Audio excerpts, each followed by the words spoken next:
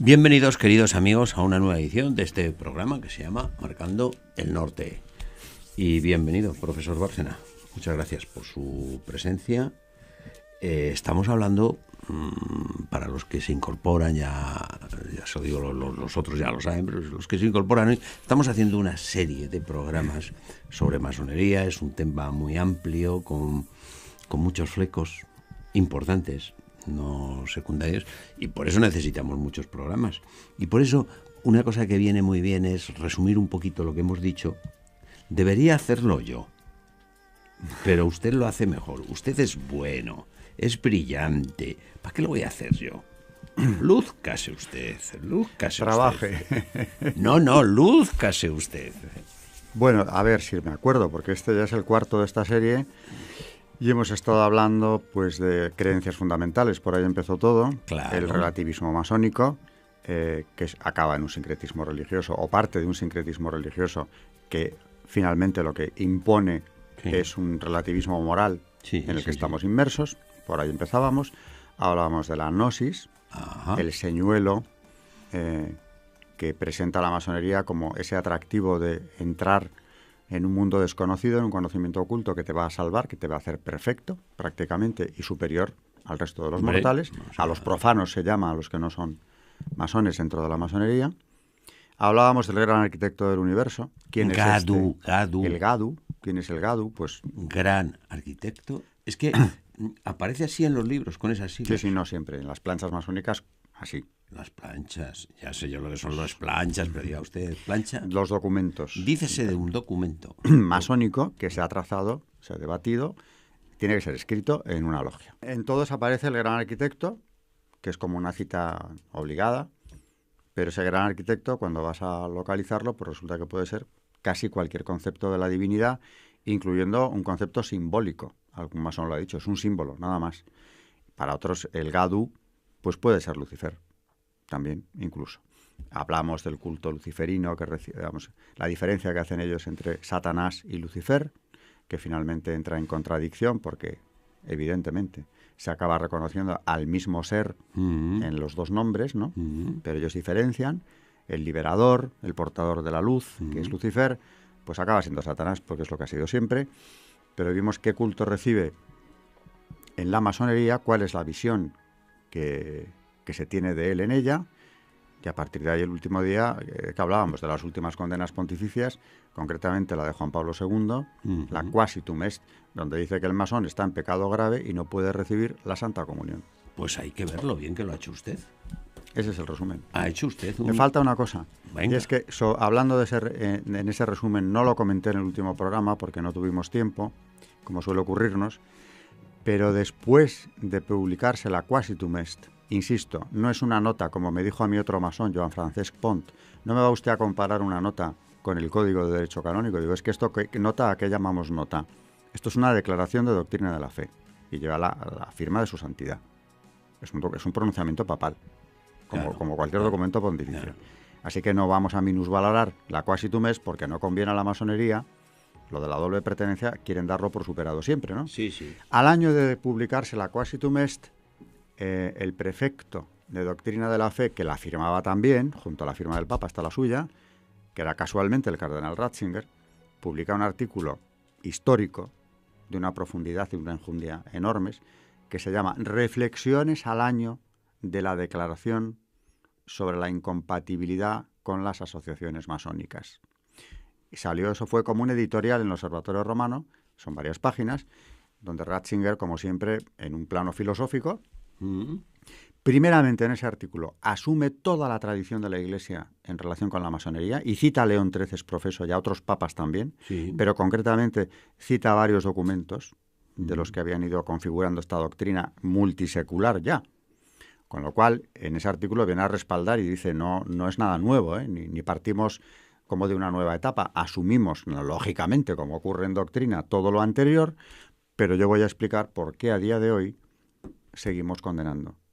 Y explica diciendo que ya sin meterse siquiera en otras historias, aunque asume la maleficencia de la masonería contra la Iglesia, eso sigue en vigor, y por eso habla de aquellas asociaciones que maquinen contra la Iglesia, lo respalda en su artículo, Y luego lo que viene a explicar es que el masón tiene una religión distinta. Y dice, el cristiano tiene un modo muy concreto de relacionarse con Dios. Y no puede relacionarse con Dios por dos vías distintas contradictorias. Claro. Y no puede considerar a los que no pertenecen a la secta como profanos.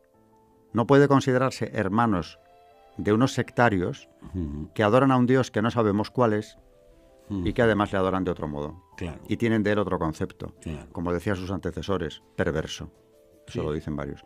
Pero en definitiva lo que dice es, no podemos ser politeístas, no podemos tener, dice, relaciones de doble especie con la divinidad. Y el cristiano católico tiene muy bien establecido el cauce de su relación con Dios. De sentido común, ¿no? O sea, Y ya es, está. Y es lo que dice, ya está. Sí. Entonces, ese artículo, que es del que 85, no lo había citado usted. no lo cité para Se nada. ha quedado usted ya tranquilo. Está en mi libro. Lleva usted una semana sin dormir. Ya Pues puede eso, descansar. sí, claro, para eso lo traje aquí, ¿no? Claro, muy bien, muy bien. Nada. Bien. Muy bien hecho el resumen. Ese es el resumen. Tranquilizado su conciencia, y a cambio de esto yo le voy a pedir una cosa, que tengo una curiosidad, no sé si tiene algo que ver o no tiene nada que ver, pero de estas cosas que uno tiene en la nebulosa, que le van saliendo ahí, y sale un nombre que no sé dónde encajar, los Rosacruces estos. ¿Qué es esto? ¿Esto qué es? ¿Qué es esto? Pues también en este libro que publicó sobre masonería hablo de ellos como el precedente directo, para mí el único precedente inmediato, reconocible de la masonería es esta hermandad de los Rosacruz. Lo anterior, lo que ellos se han inventado, ¿no? Su conexión Hasta con, Caín. Bueno, Caín, Noé, por supuesto Moisés es un perfecto masón. Bueno, con decirle que César Augusto era el gran maestro de la Gran Logia de Roma, ¿Así? con eso ya le digo todo, Bueno, ¿no? ya. Pero bueno, mucho antes ya todos eran masones, ¿no? Siempre han buscado esos precedentes ilustres del máximo nivel histórico. Los templarios, por supuesto, se los han apropiado. Los constructores de catedrales. Es verdad que hubo unos gremios de constructores que tenían normas secretas, pero no para transmitir ninguna gnosis, sino porque les quitaban el truco de la construcción y les iba muy bien haciendo catedrales maravillosas, con lo cual no se daba a cualquiera los secretos Claro. de la construcción. Y dijeron, ahí tenemos una figura importante en la masonería medieval, ¿no? Que viene de la palabra masón, albañil, ¿no? Ya está, sin Claro, más, ¿no? ya está. No, nada que ver con eso. O sea, la masonería tiene una fecha de nacimiento bien clara, que es junio de 1717. Ya está. Bueno, dicho esto, el precedente que yo sí veo inmediato, clarísimo, en relación con la masonería, es la hermandad de los Rosacruz. Bueno, Estos sí. ¿esto qué es? Pues como yo sostengo aquí también, para hablar de masonería hay que hablar de protestantismo. O sea, si no empezamos con Lutero, no hay quien se aclare con la masonería porque es imposible.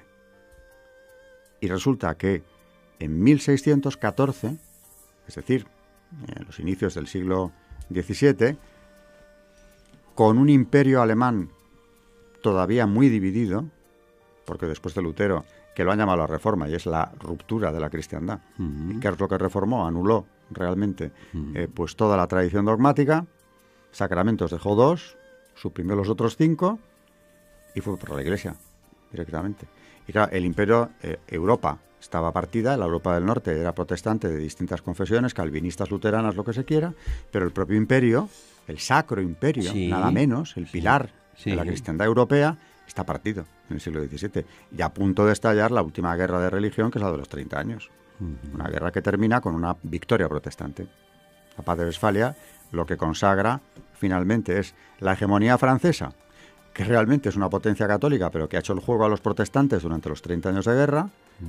España se retira ya de los escenarios, el imperio alemán queda colapsado en más de 100 estados, es un eclipse alemán. Pero en vísperas de que estalle esa guerra, funciona casualmente en Alemania una hermandad o secta de los Rosacruz, que había nacido justo un siglo antes que la masonería, en 1614. Y no en cualquier sitio, claro. Tiene varios enclaves. En la Alemania de entonces, uno es la Praga de Rodolfo II, un Habsburgo atípico, le califico yo, porque siendo nada menos que de la dinastía que ha combatido a favor de la Iglesia durante siglos, hasta el beato emperador Carlos, que también aparece en mi libro, ¿no? El último de los emperadores. Pero este Rodolfo era bastante heterodoxo, no completamente normal, y no lo digo por meterme con él, ¿no? Un hombre con ciertos desequilibrios, pero que por otro lado tiene una afición enorme a la alquimia, a lo esotérico, a la magia negra. En definitiva, se va acercando a posiciones muy complicadas y nada ortodoxas. Y en la Praga de su reinado todo esto florece. El ocultismo, etcétera.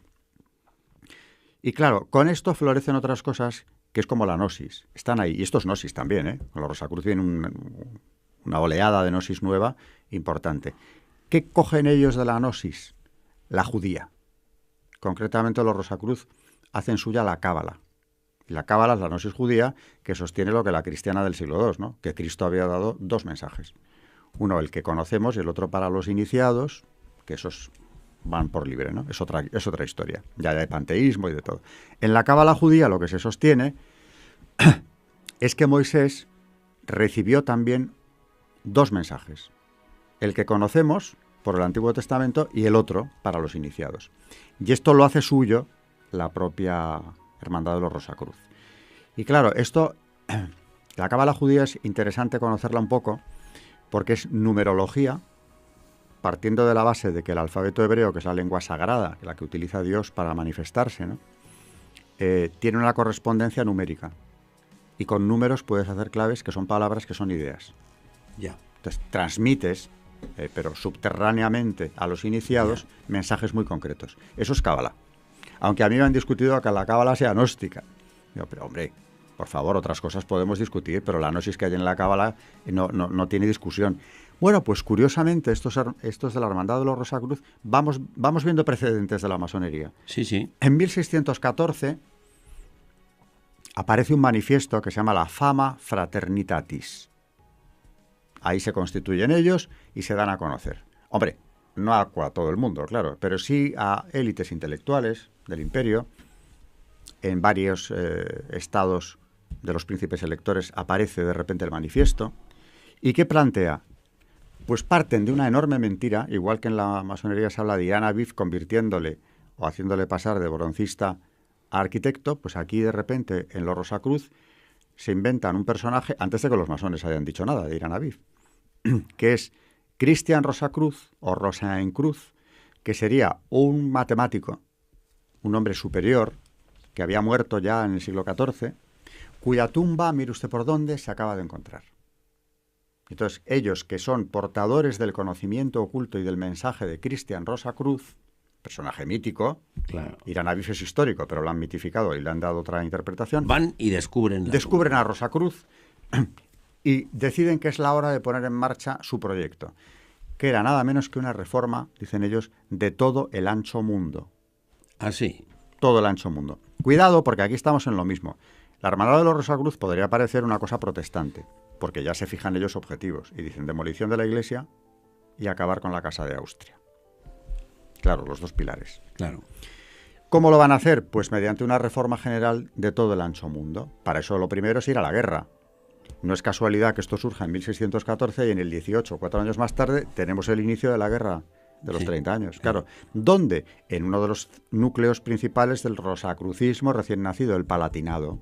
Allí eligen como emperador, o por lo menos rey de Bohemia, que es por lo que empieza la guerra, al príncipe del Palatinado, que ha acogido a estos Rosacruz. El manifiesto tuvo mucho éxito, es terrorífico, porque decide no dejar nada en pie. El mundo tiene que quedar como lo encontró Adán. Toma ya.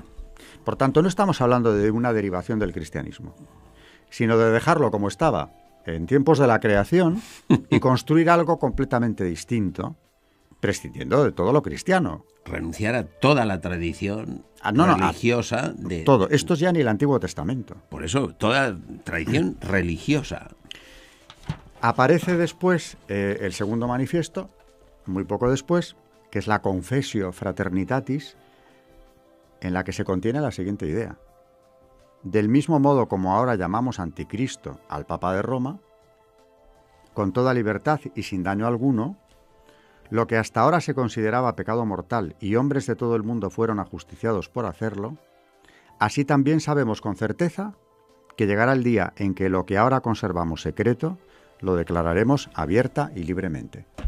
¿Qué es esto? La reforma general del ancho mundo, dejándolo como estaba en tiempos de Adán. ¿Eso qué incluía? Bueno, En etapas posteriores ya iríamos viendo, pero de momento la demolición de la Iglesia. Y claro, empezando por Alemania, ahí no tenía que quedar nada. Por tanto, ¿contra quién hay que ir? Contra los Habsburgo. Claro, Porque resulta que mientras tengamos en el trono del Sacro Imperio una dinastía católica se acabó. que va a la guerra si es necesario por este tema, no podemos funcionar. Luego, a los 4 años, cuando Fernando III de Austria accede al trono, los protestantes de Bohemia, entre ellos muchos Rosacruz, dicen no. Le ofrecemos el trono de Bohemia, de momento, a un protestante muy cercano a ellos, que es el príncipe del Palatinado. Guerra de 30 años. ¿Cómo la pierden? Porque esta guerra la pierden los protestantes. Tiene 4 etapas. Las 3 primeras las pierde el bando protestante, siempre con el apoyo español. La Casa de Austria, las dos ramas, la primogénita y la otra, ¿no? Después de la derrota del príncipe del Palatinado, que es la primera etapa de la guerra, pues esta hermandad se viene abajo. Y además parecía que aquella guerra finalmente la iba a ganar España, o mejor dicho, la Casa de Austria, el emperador, ¿no? Claramente, 3 etapas ganadas, con un esfuerzo y con un derroche de sangre y de dinero enorme, pero lo van ganando. Y al desaparecer esta resistencia, este foco inicial de los Rosacruz en el Palatinado, muchos se exilian en Inglaterra. Ya ahí tenemos una escuela Rosacruz, o de influencia Rosacruz, en Chichester, fundada en Inglaterra en el siglo XVII, es decir, con fugitivos de la Hermandad Rosacruz que se van a Inglaterra, que eso conecta claramente con la masonería. Hay que seguir la trama para encontrarlo, pero en cualquier caso, y aunque no hubiera habido esa conexión, es muy curioso que la masonería después, un siglo más tarde, de la Hermandad de los Rosacruz, tengan lo mismo. Un personaje mítico que es el origen de la secta, una gnosis que te van a ofrecer. En el caso de los Rosacruz, la cábala judía nos va a resolver muchos problemas para llegar a... por cierto, la cábala judía es la que sostiene lo de las emanaciones también, como la gnosis cristiana. El mundo ha sido creado a golpe de emanaciones sucesivas por parejas. A ver. Dios, en la gnosis cristiana es igual. Yahvé no es bueno. Ya. El padre de Jesús, decían los cristianos, es otro Dios. O sea, el cacao, como decía mi alumno, era una tela de araña, ¿no? Maravillado. Pero aquí en la gnosis judía, sencillamente, el creador no es Yahvé, sino que de una divinidad intermedia. Esto se parece mucho a la religión egipcia antigua. Sí. Por emanaciones, vamos llegando hasta que algo, la última emanación espiritual, crea ya la materia. Es decir, quitamos a Dios de la creación radicalmente. Y a partir de ahí podemos hacer lo que nos pide la gana. Porque si no ha habido un Dios creador, providente, etcétera, etcétera, creador por lo menos, cada uno... el código ético... Cada uno hace su código ético. Ya está. O sea que el relativismo lo tenemos aquí ya presente. En los Rosacruz, en la masonería, desde el momento 1. Por tanto, cuando un siglo más tarde yo me encuentro comparando cómo nace la masonería y cómo había nacido la Orden de los Rosacruz, que por cierto la masonería ha estado y sigue honrando sistemáticamente algunos de los grados, es caballero Rosacruz. O sea que sí que los reconoce. Sí, claro que sí. O sea que sí que tiene relación. La relación está clarísima porque es que la masonería la ha cultivado. Orden de la Rosacruz de Oro, caballeros Rosacruz. O sea, se les honra como un precedente. Es que es tan evidente que son el precedente y al final, sacando conclusiones, ¿qué querían aquellos Rosacruz? Pues lo mismo que los que fundan la masonería en Inglaterra un siglo más tarde. La destrucción de la Iglesia Católica, simplificando. Ese es un objetivo prioritario y lo dicen claramente. O sea que tampoco hay que ser muy conspiranoico, como suelen llamarnos a los que nos dedicamos a estudiar la masonería, para ver claramente qué es lo que hay detrás. Claro. El designio está clarísimo. Si lo dicen ellos, ¿no? Y luego, claro, si esto lo unimos con los programas anteriores, en donde vimos ese culto luciferino, pues yo creo que cada vez las cosas se van aclarando más. Luego, por supuesto, si queremos, podemos entrar en todas las matizaciones que uno quiera entrar, ¿no? Y que habrá gente muy confundida, muy equivocada, otros que miran para otro lado. Con Tom Sarobe, a mí en el Club Financiero, el gran maestro de la Gran Logia de España, venía otro señor masón, católico, que me decía, ayer me impusieron la ceniza, oiga. Digo, muy bien, pues y usted sabrá lo que significa hecho, ¿no? para usted eso, ¿no? Claro. Pero esto está condenado, y eso lo acabo de decir. ¿Por qué no me dice usted nada de todas estas condenas pontificias? Porque le dan igual. No las aceptan. Ni las escuchan, o sea, no importa. Y claro, relativismo total. Relativismo tan grande que hasta un católico puede decir, a mí la doctrina de la Iglesia me es indiferente. Yo tengo otro código. Soy muy católico, eso sí, voy y me ponen la ceniza. Pero a mí la doctrina me da igual. Que el Papa ha dicho que esto es pecado mortal y que yo no puedo comulgar. Juan Pablo II. La Quasi Tumes dice eso. A mí me da igual. Yo interpreto que eso, bueno, es lo mismo. Bueno, también obedecen un poco a esa estrategia que usted dice y que va calando y que ellos han difundido de aquí no pasa nada, la doble pertenencia es posible, etcétera, etcétera. Pero hay un punto sin retorno, porque yo comprendo que se divulgue o que se vaya extendiendo esa confusión. Y que mucha gente poco enterada del asunto o que no lo ha seguido piense, bueno, a mí me suena que eso ya es agua pasada, vale. Pero cuando le estás poniendo delante un documento que es un pronunciamiento papal, que lleva la firma de su santidad y la del prefecto de la Congregación para la Doctrina de la Fe, con fecha, es como un decreto, es un pronunciamiento papal. ¿Esto a usted no le dice nada? Pues no, porque como previamente le han dicho tantas cosas, tiene una serie de capas y una serie de prejuicios, nunca mejor dicho, que es que no le va a afectar a usted la validez de esos documentos. Y tampoco, vamos a decir también la verdad, usted antes decía que echaba en falta la contundencia. Bueno, ya lo grave no es ni siquiera que los masones hagan o dejen de hacer, sino que el relativismo es tal, que también lo digo en mi libro, ¿no? Como tantísimos católicos que consideran que van a comulgar sin necesidad de haberse confesado de pecados mortales, porque ya se confiesan ellos con Dios, que me lo ha dicho alguno. Sí, o sea, el sacramento de la penitencia... en muchos sectores católicos incluso está tan devaluado, vamos a decir católicos culturales, como se les llama ahora, ¿no? Que van a misa, bueno, más o menos, no siempre, pero suelen ir y comulgan cuando quieren. Bueno, pues lo mismo que un católico que no tiene que ver nada con la masonería, comulga cuando le parece oportuno, independientemente de cómo esté su situación anímica, ¿no? Si se ha reconciliado o no. Pues ¿por qué no va a pensar lo mismo un señor que se ha iniciado en una logia? Pues eso le estoy ya diciendo. Al final es el dogma relativista. Y tampoco se hacen muchos programas como este. No, claro. O sea que no los justificamos, pero constatamos que eso está ahí, ¿no? Y explicamos un poco por qué se produce esta cuestión, con lo cual, pues... Los Rosacruz. Bueno, pues ese sí es un precedente, miren. Estos Rosacruz. Sí, no, clarísimo. No, yo lo tenía ahí colgando en una nebulosa que yo no sabía muy bien de dónde salían estos señores. Pues yo lo digo también aquí, el proyecto fallido, porque en este caso, ¿no? Las armas católicas impidieron que esto arraigase. Sí. O sea, el proyecto falló en Alemania por eso. El proyecto fallido que la masonería consiguió poner en marcha 100 años más tarde. 100 años más tarde.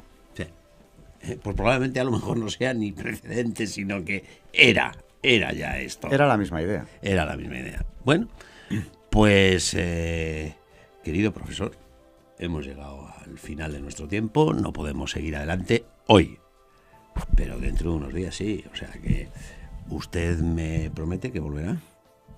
Me quedo tranquilo. Con ello. Me quedo tranquilo. Muchas gracias, profesor Bárcena. Muchas gracias a ustedes, queridos amigos, por habernos acompañado durante este programa y decirles que, naturalmente, nos vamos a poner a trabajar. Sobre todo usted. Claro, usted habla, nos vamos a poner a trabajar y... a ver quién trabaja. Usted, bueno, claro que sí. Nos vamos a poner a trabajar, decía. ¿Para qué? Pues para hacer una nueva edición de este programa que se llama Marcando el Norte.